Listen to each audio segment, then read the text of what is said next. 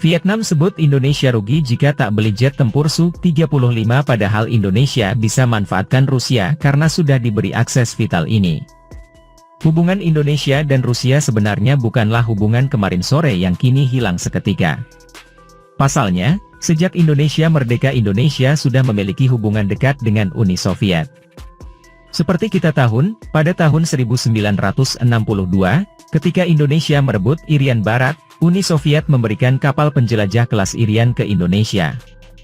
Kapal penjelajah tersebut disebut sebagai salah satu kapal terbesar yang pernah dimiliki Indonesia.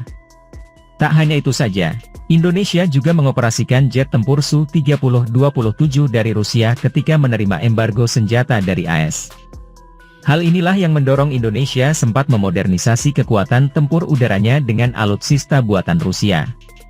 Menurut RIA Novosti, tahun 2018 lalu Indonesia mencapai kesepakatan dengan Rusia untuk membeli 11 unit Su-35 dari Rusia.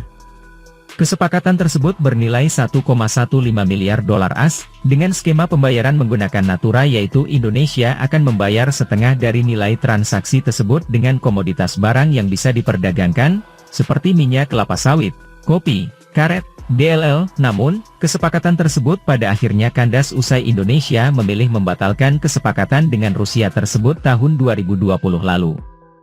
Menurut Nikkei Asia, kendala politik menghambat upaya mewujudkan keinginan tersebut.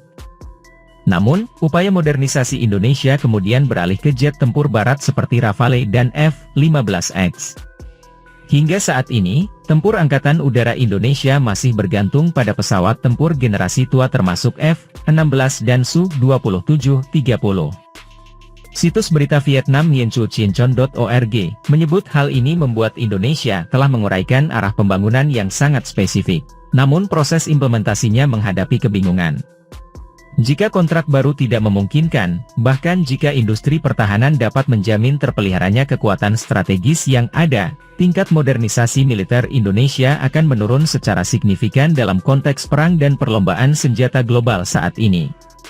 Pasalnya, Indonesia disebut lebih menguntungkan jika membeli jet tempur asal Rusia. Menurut situs berat Vietnam tersebut, tahun 2013, perjanjian kerja sama teknik militer Rusia-Indonesia ditandatangani. Perjanjian ini membuat Rusia mendirikan pusat layanan teknis di Indonesia untuk menangani pemeliharaan, perbaikan dan perombakan senjata buatan Rusia yang saat ini digunakan oleh tentara Indonesia. Moskow juga mengizinkan pendirian usaha patungan dalam penelitian, pengembangan dan produksi senjata, serta memberikan dukungan pelatihan teknis untuk Jakarta.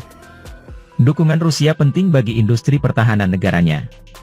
Selain itu, badan usaha milik negara dan usaha patungan dengan negara asing secara bertahap memenuhi kebutuhan dasar militer.